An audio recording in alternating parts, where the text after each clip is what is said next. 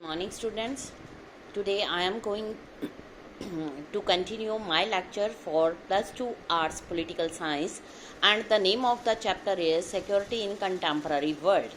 Now let us start with the topic tradition, security and cooperation. As you know that जो US united state and Soviet union हैं उन्होंने number of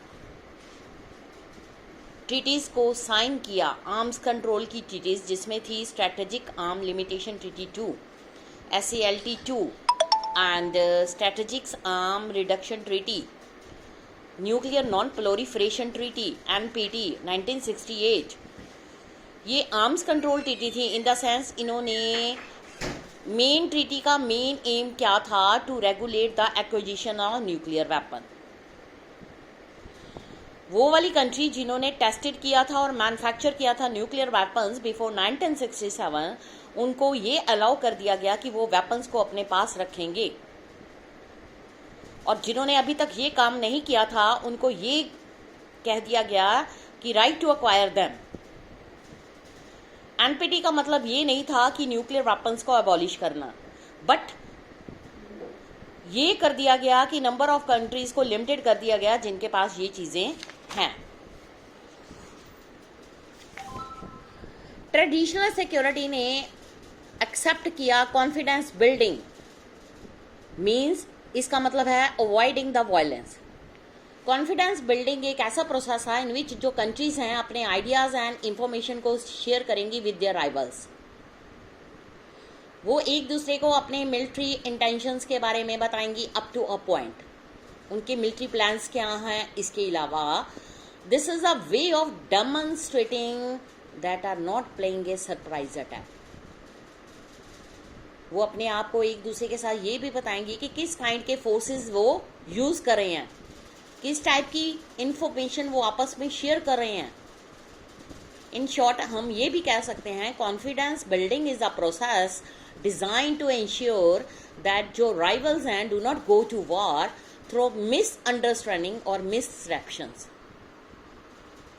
overall अगर हम traditional conceptions के बारे में, security के ट्रेडिशनल कंसेप्शन के बारे में सोचें, these are the principally concerned with the use, threat of use military force. Traditional security में फोर्स जो है both the principal threat to security and principal means of achieving security. Now let us start with the new topic that is non traditional notions. Non traditional notion जो है security के, वो go beyond military threats to include a wide range of threats, dangers affecting the condition of human existence. It means questioning ये arise होती है कि जो traditional हैं रेफरेंट ऑफ सिक्योरिटी, ऐसा करने से एक ऐसे क्वेश्चन भी अराइज होते हैं. 3 एलिमेंट्स ऑफ सिक्योरिटी हैं जो हमारे सामने आ रहे हैं. What is being secure? From what kind of threats and approach to security? When we say referent, we mean security for who? Traditional जो कंसेप्ट है वो रेफर करता है उस स्टेट को विद इस टेरिटरी के साथ and governing institutions. Non traditional conception में रेफरेंट जो है उसको एक्सपेंड किया गया है. जब हम पूछते हैं सिक्योरिटी फॉर हु, जो प्रोपोनेंट्स हैं नॉन ट्रेडिशनल सिक्योरिटी के, वो रिप्लाई करते हैं not just the state but also individuals, communities. It means indeed all kind of human kind. Non traditional view of security जो है that is called human security और global security. What is human security?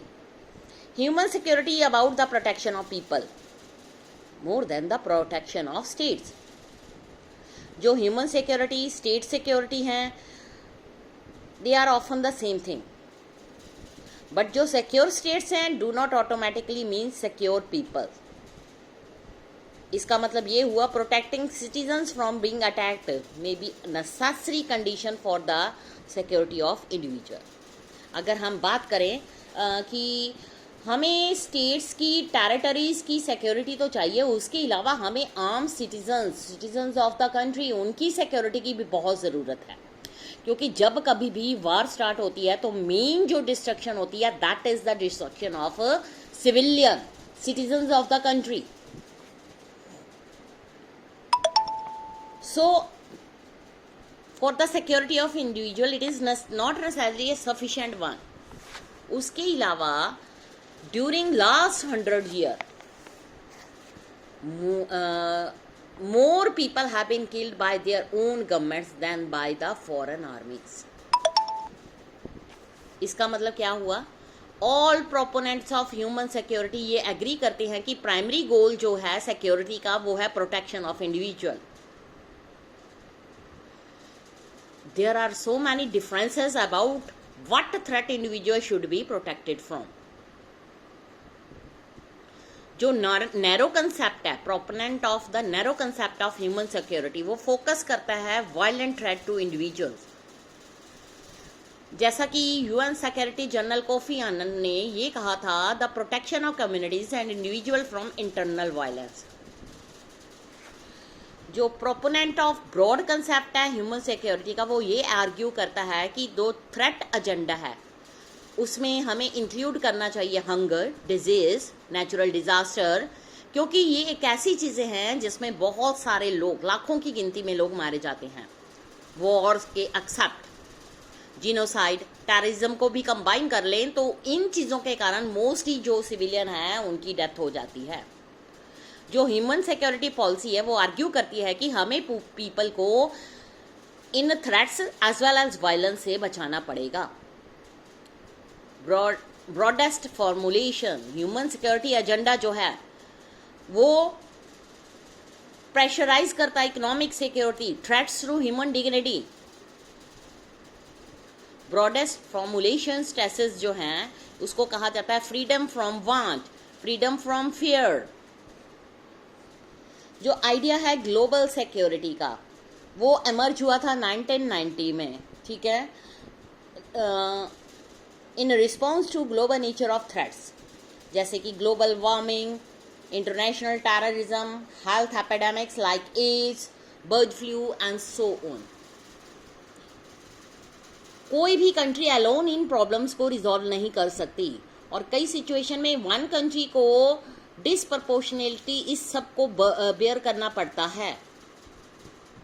जैसे कि as a environmental degradation, for example due to global warming जो sea level है rise कर गया है 1.5 to 2 मीटर, जिसके कारण flood 20% of Bangladesh inundated most of the Maldives, वहाँ पर फ्लड आए, ठीक है. नियरली हाफ द पॉपुलेशन जो है थाईलैंड की वो इसके कारण डिस्ट्रॉय हुई.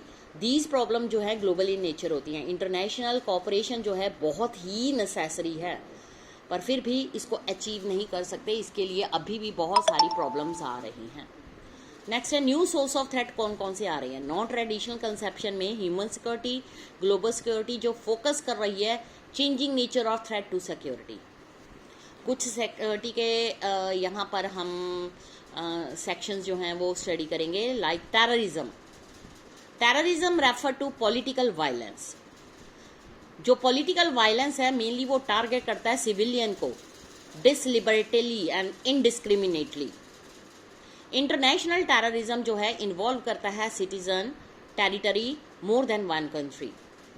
जो टेररिस्ट ग्रुप होते हैं वो एक पॉलिटिकल कंटेक्स्ट को चेंज करना चाहते हैं और वो ऐसी कंडीशन जिनको वो अच्छा नहीं समझते बाय फोर्स और थ्रेट ऑफ फोर्स से उसको चेंज करना चाहते हैं. जो सिविलियन टारगेट्स है usually chosen to terrorise the public, ठीक है, use the unhappiness of the public as जो वेपन अगेंस्ट नेशनल गवर्नमेंट और other party in conflicts.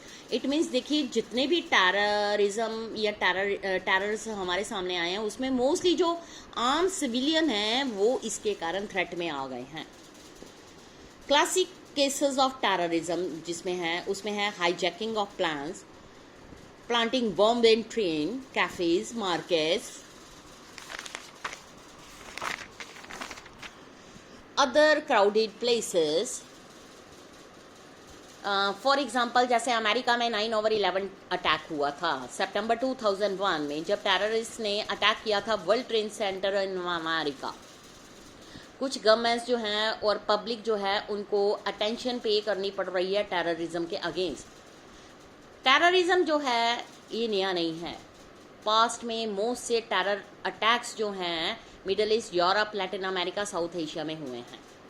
Next है ह्यूमन राइट जो है उसको 3 टाइप्स में डिवाइड कर दिया गया है, जैसे political rights such as freedom to speech, assembly.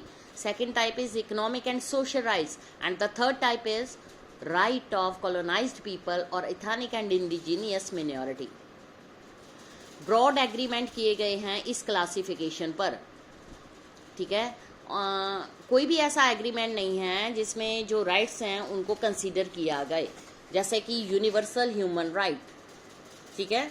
International community जो हैं उसमें इन राइट्स को वायलेट किया गया है। आज मैं यहीं तक करवाऊंगी, नेक्स्ट हम अपने अगले लेक्चर में करेंगे। Thank you students.